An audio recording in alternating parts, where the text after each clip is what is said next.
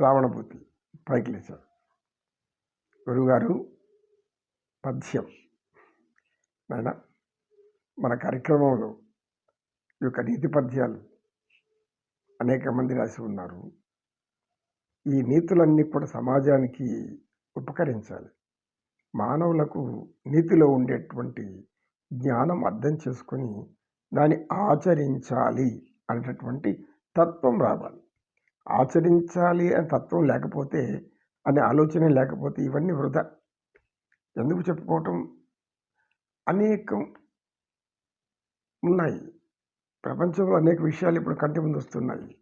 చేతిలో అద్దం ఉంది, ఆ మాయా అద్దం, అది మాయా మహిమ కలిగింది. పూర్వకాలం చూపించేవాళ్ళు మాయా దర్పణం, ఏం కావాలంటే అది చూపిస్తుంది. ఇప్పుడు మాయా దర్పణం చిన్న పిల్లవాళ్ళ చేతిలో నుంచి ముసలి 99 ఏళ్ళ ముసలి వారికి చేతిలో కూడా ఉండదు. ఏం కావాలంటే ప్రపంచంలో ఏ దేశంలో ఏం చూపించేస్తుంది. మంచి పనులు చూపిస్తుంది, మంచి దేవతల అర్చనలు, దేవుళ్ళు, గుడులు, అవన్నీ అద్భుతమైనటువంటి మహత్తరమైనటువంటి పుణ్యక్షేత్రాలు చూపిస్తుంది. చేయని పనికిరాని పాపకర్మలు, దుష్కర్మలు, ఏ నేర్చుకోకూడదో పిల్లకాయలు, ఏదే నేర్చుకుంటే యువతి చెల్లిపోతారు, అన్నీ కూడా చూపిస్తుంది. ఇలాంటి చూపిస్తూ ఉన్నప్పుడు మానవులు ఏది నేర్చుకుంటారు? చెడు ఆకర్షిస్తుంది. ముందుగా ఎప్పుడు కూడా మనల్ని ఆకర్షించేది మొట్టమొదటి చెడు. చెడు అంటే ఏమి? చెడు సంస్కారాలు, చెడు పనులు, వ్యామోహమైనటువంటి సుఖాలను ఇచ్చేటివి. అవి క్షణిక సుఖాలను తెలియకో చేసేస్తూ ఉంటారు. చిన్న వయసులో అనేక సుఖాలు అనుభవిస్తూ ఉంటారు. ఇవి శాశ్వతంలో కూడా భ్రమలో ఉంటారు. వయసు అయిపోయిన తర్వాత, 4 వయసు తర్వాత ఏమర్థం అవుతుంది? ఓహో, ఇవన్నీ చెడు, ఇప్పటి నుంచైనా మంచిగా బతకాలి, మనిషిగా బతకాలి అనే ఆలోచనలు వస్తాయి. ఇది దేనివల్ల వస్తుంది? ఎవరు చెప్పాలి మనకు? ఎవరిని అడగాలి? పోయి ఎవరైనా మారుమూరు గ్రామాల్లో ఉంటారు, అక్కడ పండితులు చెప్పరు, పోయి జ్ఞానులు పోయి చెప్పరు. అందుకని కవులు ముందుగా ఊహించి, రాబోయే తరాలకు వచ్చే సమస్యలంతా కూడా ఊహించి ఇలాంటి పద్య రూపాల్లో రాసిపెట్టారు. మధ్యన సుమతి శతకము, నరసింహ శతకము, స్వామి శతకము, కృష్ణ శతకము, అనేక శతకాలు ఉన్నాయి. అంటే 100 పద్యాల దాకా రాయడం అనేది. ఇప్పుడు వేమన గారు చెప్పిన పద్యం ఇది సహజంగా అందరూ వినే ఉంటారు. ఏంటంటే, తప్పులెన్నువారు తండోపతండంబు ఊర్విజనులకెల్ల ఉండు తప్పు, తప్పులెన్నువారు తమ తప్పులెరుగరు విశ్వదాభిరామ వినురవేమా. శ్రీమద్రమారమణ గోవిందో హాయ్. భక్తులందరూ నిద్రావస్థలో ఉన్నట్లుంది. శ్రీ ఆంజనేయ వరద గోయిందా గోయింద. అంటే ప్రపంచంలో ఉండే మానవుడైనా సరే, ఎటువంటి వాడైనా సరే, చిన్న తప్పు చేయకుండా ఎవరు ఉండరు. కామి కానివాడు మోక్షకామి కాడు అనేటువంటి సామెత కూడా మనకుంది. సూత్రం, జ్ఞాన సూత్రం. కనుక మొదట్లో అందరూ అటు ఆకర్షించబడేవాళ్ళే, అటువైపు ప్రయాణించబడేవాళ్ళే. తర్వాత తెలుస్తుంది దాని ఫలితం స్థాయిని బట్టి. కనుక ఇప్పుడు ఏమని చెప్తున్నారంటే, తప్పులు అందరిలో ఉంటాయి. అంటే పొరపాట్లు అనేటివి అందరూ చేసే ఉంటారు. అయితే ప్రతి వ్యక్తి నేనేం చేశానని ఇప్పుడు చెప్పేది ఏమి చెప్తున్నాను అంటే, వాళ్ళలో తప్పు ఉంది, వీళ్ళలో తప్పు ఉంది, వాళ్ళ తప్పు చేశారు, ఈ తప్పు చేశారు, ఈ తప్పు చేశారు, ఈ తప్పు చేశారు, ఈ తప్పు చేశారు, అన్ని తప్పులు ఇదే. అంటే వాళ్ళే, మనం కాదు. మనం తప్పులేం చేయలేదు. చేసుకుంటే సమర్థించుకుంటాం. చిన్న తప్పులు దాంట్లో ఏముందిలే, తెలిసోదిలి విరిగిపోయింది. అప్పుడు తర్వాత జ్ఞానం వచ్చిందా? రాదు. ఒక్క తప్పు పోతే పోయి ఇంకొకటి చేస్తే ఏమవుతుంది? ఎట్లా నీటిలో దిగాము, దిగినాక కొంచెం లోతు లేకపోతే ఏమవుతుంది? కొంచెం లోతు లేకపోయినాక చాలా హాయిగా ఉంది. నీళ్ళకి మునిగేస్తే ఏమవుతుంది? పూర్తిగా నిండా మునిగే వాడి చలి ఉండదు. నీళ్ళల్లో ఉంటే చలి బయట ఉంటుంది. నీళ్ళల్లో మనిషి లోపల పుట్టే చలి బయట ఉంటుంది. అప్పుడు నీళ్ళు చలి ఉంటుంది. నిండా మునిగిన వాడికి చలి ఏం లేదు కథ అనమాట. ఈ విధంగా అనేక తప్పులు చేసి ఉంటారు మానవులు. కానీ ఎదుటి వాళ్ళు తప్పులే చూపిస్తారు. అయితే ఇక్కడ ఒకటి గమనించాలి.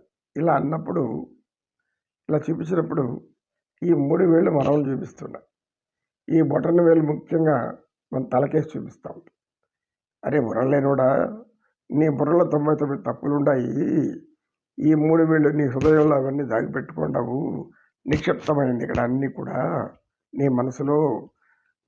వాటన్నీ నీ మనసులో ఉన్నాయి. అవి బయటపెట్టుకుంటా, నీ బుర్రలో ఉండే తప్పు బయటపెట్టుకుంటా, పాపపుణ్యాలు లేకుండా నువ్వు చేసిన కర్మలన్నింటినీ ఏ తప్పు లేదనుకుని భావించుకొని వాళ్ళు ఆ తప్పు చేశారు, వీళ్ళు తప్పు చేశారు, అందరు తప్పులు చూపిస్తుంటారు. కనుక తప్పులు చెప్పేవాళ్ళు వేల సంఖ్యలో ఉంటారు, లక్షల సంఖ్యలో కూడా ఉంటారు. కానీ అటువంటి వాళ్ళు తమ తప్పును మాత్రం బయట చెప్పుకోరు. ఎందుకు? చెప్పుకుంటే పరువు పోతుంది, ఇంకా ఉంటే గౌరవం పోతుంది, మర్యాద పోతుంది. ఆఖరికి ఊరు నుంచి బయట తిరిగే శక్తి కూడా వచ్చేస్తుంది. ఆ శిక్ష కూడా పడిపోతుంది చివరికి. అంటే తప్పు చెయ్యాలి అని అనుకున్నప్పుడు ఆ తప్పు చేయకూడదు అని లోపల అంతరాత్మ చెప్తుంది. అంతరాత్మ ప్రబోధాన్ని వినం మనం. వినకుండా నీ ఇష్టం వచ్చినట్లు చేసుకునేది. ఆ తర్వాత వచ్చేది నేనుగా చేసిన తప్పు వాడుగా చేసింది వీడు. ఇంకేం చేస్తారు వాళ్ళు? ఇన్వెస్టిగేషన్. పోలీస్ డిపార్ట్మెంట్ ఒకటి ఉంటుంది, ఇన్వెస్టిగేషన్ డిపార్ట్మెంట్ వాళ్ళు చెప్పిస్తారు. అదే ఎవడు దొంగని పెట్టండి. వాళ్ళు పాపం అనేక విధాలుగా అవస్థల పడి అనేక ఆధారాలు సేకరించి వాళ్ళని వాడు దొంగ అని తీసుకెళ్ళి న్యాయస్థానం నిలబెడితే న్యాయవాది అన్ని పరిశీలిస్తారు. ఇంతలోపల ఏం చేస్తారు? దానికి కావలసినటువంటి వ్యతిరేక ఆధారాలు వేరే వాళ్ళ సమకూర్చుకొని నేరుగా వచ్చి అయ్యా అదంతా కూడా పొరపాటు జరిగిపోయినదేమో, ఇది అది కాదు అసలుది, ఇది నేను ఇచ్చేది అసలుది ఆయన చూస్తారు. ఏది అసలుది, ఏది ఇది, దానికి తగిన సాక్ష్యాలు వీళ్ళు బాగా బలంగా సృష్టించుకుంటారు.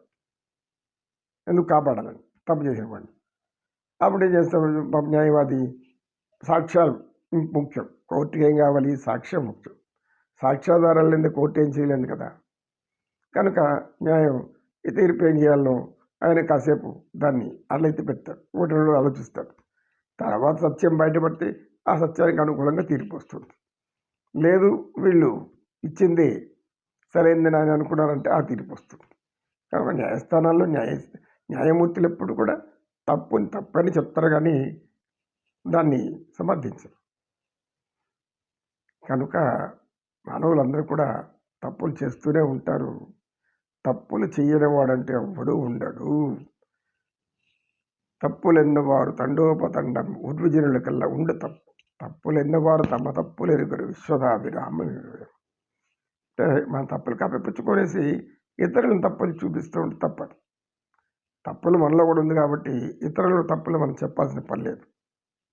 ఇతరులు అంటే ఎవరి కర్మలు వాళ్ళు ఉంటాయి, ఎవరి తప్పులు వాళ్ళు పొరపాటు చేసుకుంటూ ఉంటారు, పొరపాటు జరిగిపోతూ ఉంటాయి. కనుక మనం తప్పు చేయకుండా ఉండాలని మనం ఆలోచించాలి. మనం తప్పు చేయకపోతే మన తర్వాత వాళ్ళు కూడా తప్పులు చేయరు. మనం మంచిగా లేకపోతే మన తర్వాత వాళ్ళు కూడా మంచిగా ఉండరు. ఎందుకు? తల్లిదండ్రులు ఆచరించినప్పుడు మనకేముంది, మనం ఆచరిస్తాం దాన్ని. వారసత్వం ఏదో ఒకటి వచ్చింది అనుకోండి, ఆస్తులు వస్తాయి, అన్నీ వస్తాయి, ఆలోచనలు కూడా వస్తాయి వారసత్వాలుగా. అట్లని ఏం కాదు, కొంతవరకు కొంతమంది అలా ఉంటారు, కొంతమంది ఇలా ఉంటారు. కనుక నాయన శ్రావణభూతి, నీ యొక్క ఆనందం తీరిందా గురువుగారు? ఇదేదో బాగా ఆనందంగానే ఉంది వినడానికి. ఏంది ఏం ఆనందంగా ఉంది? ఎదుటి వాళ్ళు బాధపడుతుంటే నీకు ఆనందమా? కాదు గురువుగారు, మనలో తప్పులు ఎత్తుక్కోవడానికి మనం ఇంక మీద మన తప్పులు ఎత్తుక్కుంటా కూర్చుంటాం. అట్లాంటి పనికి మళ్ళీ పని చేయొద్దు. తప్పులు చేసేవు వదిలే, ఇంకా గతం కదా. ఇప్పుడు తప్పులు చేయకూడదు అనుకో, అంతేగాని నేను మొదట చిన్నప్పటి నుంచి ఏమైనా తప్పు చేసి ఎత్తుకొని ఒక లెక్కలు రాసుకొని పుస్తకంతో రాసి పెట్టుకో. ఉండే సమయం దానికి వెళ్ళిపోతుంది, సగం జీవితం అయిపోతుంది. ఆడికి నువ్వు ఈ ఇంజనీర్ పరిస్థితికి వెళ్ళిపోతావు. గోయిందా అఖిలాండ కోటి బ్రహ్మాండ నాయక ఆనంద నిలయవర పరిపాలక పాహిమోం రక్షమ. కృష్ణం వందే జగద్గురు. శ్రీకృష్ణం వందే జగద్గురు.